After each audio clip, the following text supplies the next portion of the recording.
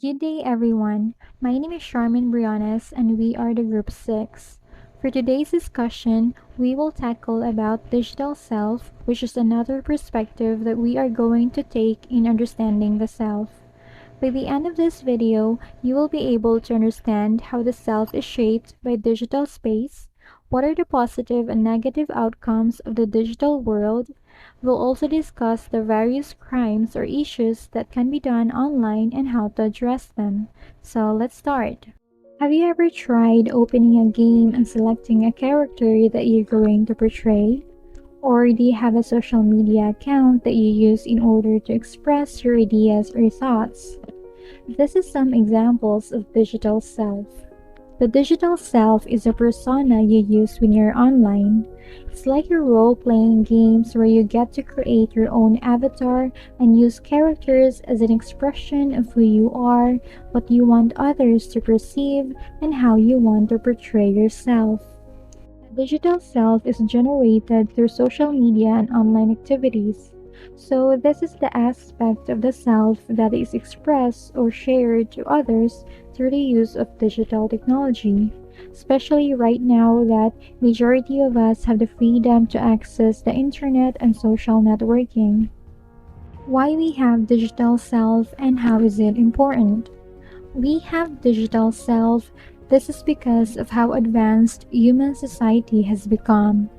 We can't deny that social media has become so much part of our everyday lives that we now uses it as a vivid representation of our wants, our needs, motivations, and even insecurities. So one of the most significant positive impacts of digital self is increased connectivity and social interaction. So it's pretty amazing to think about how digital technology helps us as individuals and as society, right? As we all know that most of us use social media platforms such as Messenger, Facebook, Instagram, or Twitter, and it became easier for people to connect with others from all over the world. Now, do you think that there's a difference between the real self and the digital self? For me, it could be a yes or it could be a no. It really depends on the person if they want to present their real self when using digital technology. But most likely, we all know that our digital self is different from our real self. Why? Because the digital version is often what we want to be, not who we actually are. Our offline identity is pretty straightforward. It is how we act around other people, what information we tell, and to who. Digital technology. A digital technology refers to the tools, systems, and devices that can generate, create, store, or process data. So digital self won't be possible if there's no digital technology, right? This is like the major factor of why we have digital self. So with the use of well-known digital technologies such as social media, online games, multimedia, and mobile phones. So the use of digital technology is essential for people's daily lives, especially like as students. This is very important because we use Messenger or Google Meets to communicate with our classmates and teachers. Internet. Internet is a global computer network in which the users can send and receive all kinds of information and communication such as text, graphics, video, and related other facilities. So in short, with the use of internet, it's possible to access almost any information. So you can do all of this by connecting your phone or computer to the internet, which is also called going online. Social networking involves the use of the internet to connect users with their friends, family, and acquaintances. The term social networking refers to the use of online platforms and websites that enable individuals to connect, interact, and share information with others. These websites are not necessarily about meeting new people online, although this does happen, but instead, they are primarily about connecting with people you already have in real life. People use social networking for various purposes, such as staying in touch with friends and family, making professional connections, sharing personal experiences, and discovering content. The dynamics of social networking have transformed communication and information dissemination in the digital age, influencing how individuals, businesses, and communities interact on global scale. Here are the list of the social media sites that we often use in our daily lives. This includes Facebook, Instagram, Twitter, and YouTube. Another examples can be TikTok, Snapchat, Telegram, WhatsApp, and Discord. Digital literacy and disinhibition.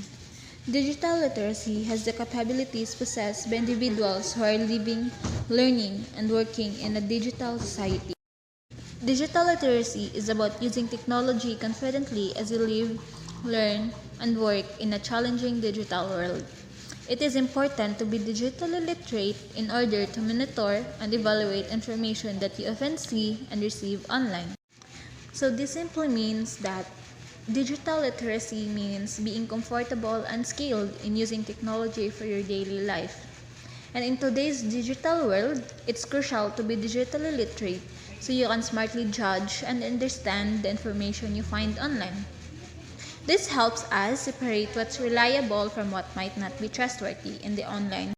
As a student, you need to find answers to your questions such as your assignments.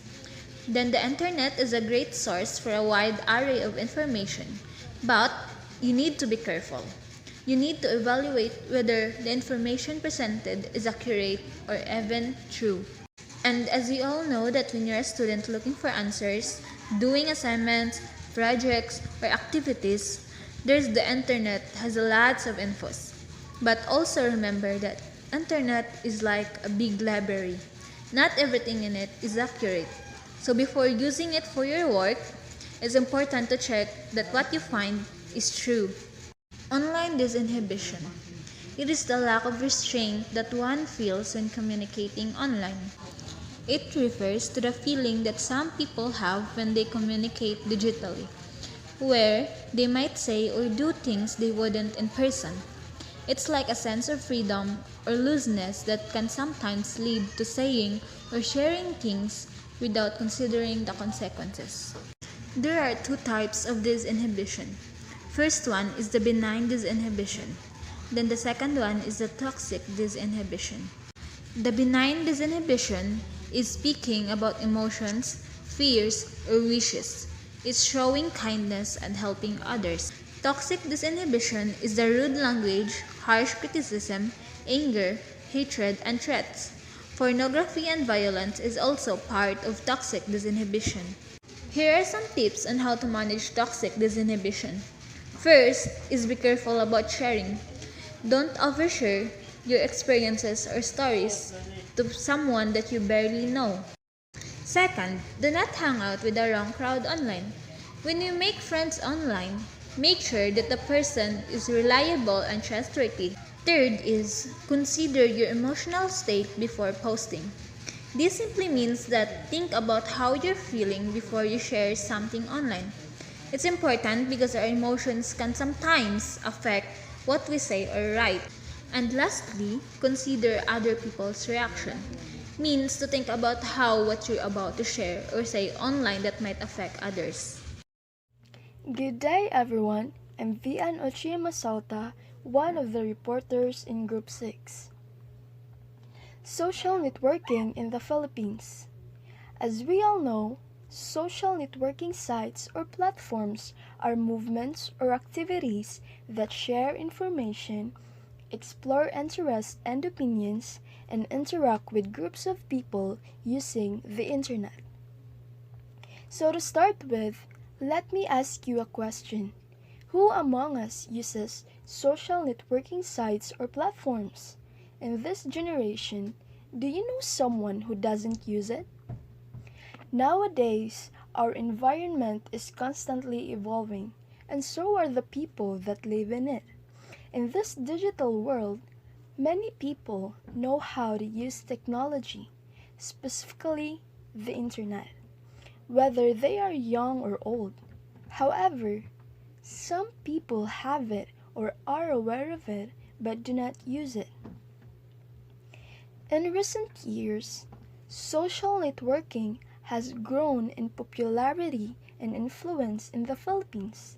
Filipinos have embraced social media platforms as a means of communication, information exchange, and entertainment. Considering their large population and high internet usage rates. And so, as the Philippines has the fastest growing internet population in Southeast Asia, and majority of the Filipinos use the internet primarily for social networking, and the Filipino youth have been the biggest users of social networking in the past few years. In addition, there are a few factors regarding social networking in the Philippines. First is the domination of social media platforms and messaging apps, which serve as a channel for connecting, communicating, and interacting with people. Next, platforms about political discourse and e-commerce or online selling, as these platforms can utilize social media for campaigning and engaging with others, and also can create prospects for entrepreneurship and prosperity. Hi everyone, my name is Claire and I'll be discussing about the self-presentation in the topic of the digital self. Self-presentation. The social media is also a platform used for people to present themselves in a more favorable light. For example, kanang mga vloggers, kanang mga artista, kanang mga music artists, mga dancers, mga performers, or any other artist that used the influence of social media.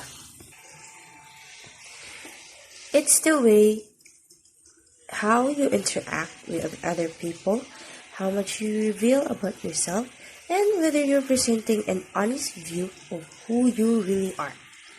Like, for example, like I said earlier, mga vloggers that use the influence of social media. Or, if you meet someone new who's incredibly confident and outgoing, you might present yourself as a similar type of person to feel more comfortable and welcome. There are 5 self-presentation strategies. It is conducted or proposed by Jones and Pittman in 1982. They proposed that individuals typically use 5 self-presentation tactics: the self-promotion, ingurgitation, supplication, intimidation, and exemplifications. The opportunity to manage impressions have been advanced by new communication technologies by Walter in 1993. There are 3 types of self-presentation. So, what are these? These are the prosocial self-presentation. It is intended to benefit others, while self-serving self-presentation is intended to benefit the self at the expense of others. People also engage in self-enhancement, which is a presentation strategy by which people intentionally seek out positive evaluations.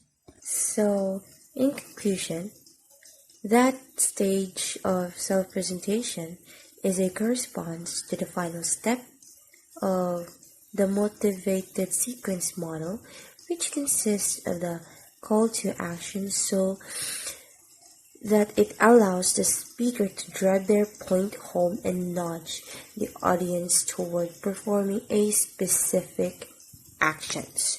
So this ends my discussion about the self-presentation. I hope you guys learned anything and gained new knowledge about this topic of the digital self, which is the self-presentation. That's all. Thank you.